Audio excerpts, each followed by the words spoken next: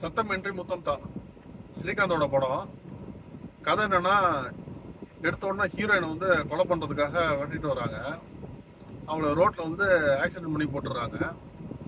ஸ்ரீகாந்த் வந்து அவளை காப்பாத்தி ஹாஸ்பிட்டல்ல போய் அட்மிட் பண்றாரு. அவரோட ஒய்ஃப்னு சொல்லி அட்மிட் பண்றாரு.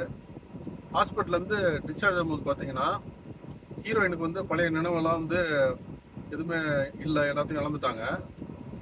இப்போ போலீஸ் இன்ஸ்பெக்டர் வந்து இந்த கேஸ் ஆன உடனே ஹாஸ்பிட்டல்ல வந்து ஹஸ்பண்டை பார்க்கணும்னு கேட்குறாரு. இவர் ஸ்ரீகாந்த் வந்து அவரை மீட் பண்ணல, ஸ்டேஷன்ல போய் பார்க்கல. அடுத்தது வந்து இன்ஸ்பெக்டர் ஒரு சீரியல் கில்லர் வந்து தேடுறாரு. அது யாருன்னா அது வந்து ஸ்ரீகாந்த் தான். ஸோ இப்போ வந்து ஸ்ரீகாந்த் வந்து இந்த பொண்ணோட உண்மையான ஹஸ்பண்ட் கிடையாது, கடத்திட்டு போயிடுறாரு. இவர் யாரு, இவர் இந்த பொண்ணு என்ன பண்ண போறாரு, இதுக்கான விடைகள் யாரு உண்மையிலேயே இவர் அந்த பொண்ணு வந்து கொலை பண்ண வந்தாங்க. இதுதான் படத்தோட கதைக்களம், ஸ்டோரி எல்லாமே. ஸோ படம் எப்படி இருக்கு?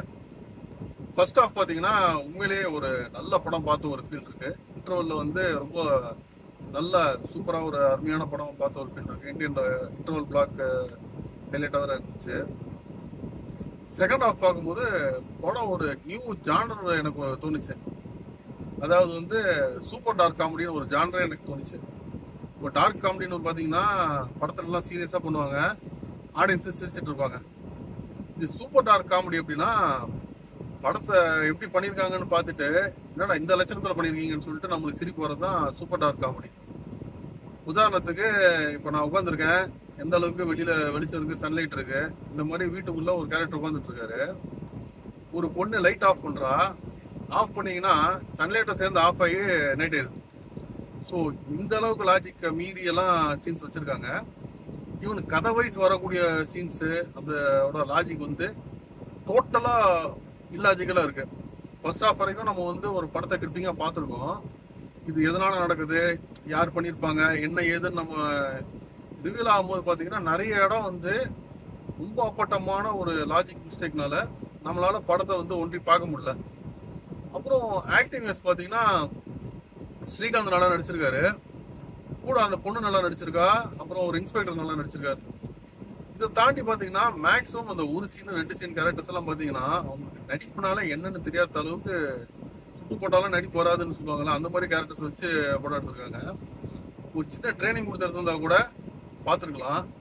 இன்னொன்று, இப்போ ஒரு கேரக்டர் நடிக்க வரலன்னா ஒரு ப்ரொஃபைலில் ஷாட் வைக்கலாம், இல்லை ஒரு சஜஷன் ஷார்ட்ஸ், இல்லை 2-3 ஷார்ட் டக்குன்னு இன்டர்கட் பண்ணி ஏதோ ஒன்று பண்ணி வந்து அது ஆடியன்ஸுக்கு அந்த ஃபீல் தெரியாத மாதிரி படத்தை கொண்டு போயிடலாம்.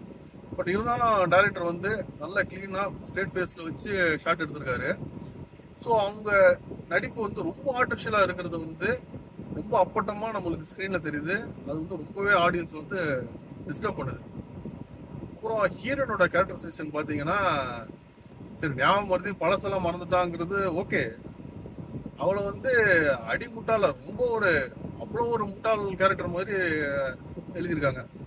அது வந்து எந்த அளவுக்குன்னா, அவள் வந்து ஒரு இடத்துல எஸ்கேப் ஆகிறான்னா இவளுக்கு வந்து இந்த விஷயம் தெரிஞ்சிருச்சுங்கிற விஷயத்தை எப்படி டைரக்டர் கன்வே பண்றாருன்னா, டைரக்டா இவளே வந்து அங்கே போய் வளரிடுறான். இது ஒரு இடத்துல இல்லை, பல இடத்துல நடக்குது. ஸோ இவ அந்த மாதிரி ஓப்பனா சொல்லும் போது இவ கேரக்டர் என்ன இவ்வளவு பெரிய முட்டாள யாராவது இருப்பாங்களா அப்படிங்கிற மாதிரி நம்மளுக்கு தோணுது. இன்னொன்று, ரைட்டிங்ல வந்து இந்த மாதிரி ஒரு சில விஷயம் டீடைலிங் வந்து சரியில்லை. இந்த மாதிரி ஒரு விஷயத்துக்கும் இவங்க மெனக்கெட்டு ஒரு சீன் மாதிரி வச்சிருந்தாங்கன்னா படம் உண்மையிலே இன்ட்ரெஸ்டிங்கா இருந்திருக்கும்.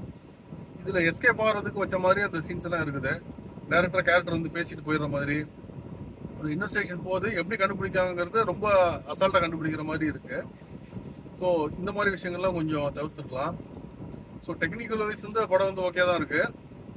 அதுக்கப்புறம் மியூசிக் வந்து okay, BGM okay, songs okay. ரொம்ப சூப்பர்னு சொல்ல முடியாது, ரொம்ப மோசம் சொல்ல முடியாது. படத்துக்கு ஆப்டா தான் இருக்குது. படம் வந்து என்னன்னா, ஸ்க்ரீன் பிளேல ஒரு நூலளவு தான் அவங்க வந்து மிஸ் பண்ணியிருக்காங்க. ரொம்ப பெருசா ஒரு மிஸ்டேக்னு சொல்ல முடியாது. பட் அந்த நூலளவு, அந்த ஒரு சின்ன ஒரு மிஸ்டேக் வந்து பூகம்பமா வெடிச்சு செகண்ட் ஹாஃப் டோட்டலா படத்தை கெடுத்துருக்கு. அது செகண்ட் ஹாஃப் கெடுத்ததுனால ஃபர்ஸ்ட் ஹாஃப்ல நம்மளுக்கு கொடுத்த அந்த ஒரு வைப்பையும் வந்து டோட்டலா கெடுத்து ஃபர்ஸ்ட் ஹாஃப் முடிக்கும் போது ஒரு நல்ல படம் பார்க்க வந்திருக்கோன்னு ஒரு ஃபீல் கொடுத்த ஒரு படத்தை வந்து படம் பார்த்து முடிக்கும் போது ஏன்டா இந்த படத்துக்கு வந்தோங்கிற மாதிரி ஒரு ஃபீலை வந்து மாற்றி விட்டுருது. லாஜிக் மிஸ்டேக்லாம் ரொம்ப ரொம்ப அப்பட்டமாக இருக்குது. ஒருத்தி வந்து வெளில பார்க்குக்கு 1 hour வாக்கிங் போகிறேன்னு சொல்லிட்டு வெளில போகிறா. ஸோ போயிட்டு அங்கே ஏர்லி மார்னிங் டாக்டர் தெரப்பியெல்லாம் நடக்குது. ஸோ ஏர்லி மார்னிங் பார்க்குக்கு போகிறா. ரிட்டர்ன் வரும்போது பார்த்தீங்கன்னா நைட்டு வரா.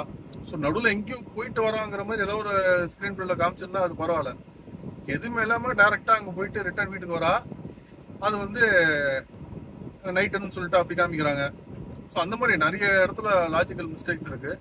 ஸோ அதெல்லாம் ஏற்றுக்க முடியல. அதுக்கப்புறம் இப்போ இன்ஸ்பெக்டர் வந்து இவரை பிடிக்கிறதுக்காக அலையிறாரு, கில்லரை பிடிக்கிறதுக்கு. ஸோ கில்லர் ஒரு இடத்துல வந்து மிஸ் ஆகி வெளில போயிடுறாரு. இவர் கடுப்பில் வந்து அப்படியே வானத்தை நோக்கி ஒரு 5 தடவை சுடுறாரு. அது வந்து வெளில சுட்டுருந்தா பரவாயில்ல, இவர் வீட்டுக்கு உள்ளே வந்து சீலிங்கை நோக்கி சுடுறாரு. ஸோ அது வந்து எப்படி அதெல்லாம் வந்து சீனாக வச்சாங்கன்னா புரியல. அவர் கடுப்பை வேற எப்படியாவது காமிச்சிருக்கலாம். இல்லை மேலே சுட்டாங்கன்னா நான் என்ன வச்சுருந்தேன், மேலே ஷேட்டில் ஒரு அடுத்த ஷேட்டில் கீழே வந்து விழும் அவருக்கு மேலே, அப்படி செத்து போயிடுவார்னு நினச்சேன். பட் எதுவுமே இல்லை. ஸோ இந்த மாதிரி ஒரு சில விஷயத்த வந்து அவங்க தவிர்த்துட்டு ஒரு கதைக்களம் நல்லா எடுத்திருந்தாங்க. நல்ல படம், கொடுக்க வேண்டிய ஒரு படம். அது வந்து லாஜிக் மிஸ்டேக்ஸு அந்த மாதிரி விஷயங்கள்ல வந்து மிஸ் பண்ணிட்டாங்கன்னு சொல்லுவோம். இன்னொன்று ஹீரோயினுக்கு வந்து ஒரு 60 கோடிக்கு வந்து சொந்தக்காரின்னு சொல்லிட்டு படத்தில் சொல்கிறாங்க. அவள் சொத்துக்காக தான் எல்லாரும் இது பண்ணுறாங்கன்னு சொல்லிட்டு. ஒரு 60 கோடிக்கான ஒரு விஷயத்த வந்து இந்த படத்தில் வந்து அவளை வந்து காமிக்கல. ஸோ அவளோட யங்கர் டைமில் இருக்கும்போது ரொம்ப ஒரு மிடில் கிளாஸாக காமிச்சிருக்காங்க. ஸோ இந்த ஷார்ட்ஸ் வந்து நம்ம பார்க்கும்போது மிடில் கிளாஸ்லேருந்து குருவானாங்கிற விஷயம் மாதிரி எதுவுமே காமிக்கல. எதுவுமே இல்லாமல் வெறும் மொட்டையாக காமிக்கும் போது நம்மளுக்கு வந்து அதெல்லாம் ஏற்றுக்க முடியல. அப்புறம் இந்த படத்தில் வந்து தமிழ் சினிமாவில் பிடிஎஸ்எம் விஷயங்கள்லாம் பெருசாக வந்து காமிச்சாலும் ரொம்ப ஒரு என்ன சைக்காட்டிக் டிசார்டர் அந்த மாதிரி தான் இது வரைக்கும் காமிச்சிருக்காங்க. ஸோ இந்த படத்தில் வந்து அது கொஞ்சம் டைரெக்டாக காமிச்சு இன்னும் ஓப்பன் ஆயிருக்காங்க. ஸோ படம் வந்து ஒரு நல்ல படம், ஆனால் வந்து டைரக்டர் மிஸ் பண்ணிட்டார்.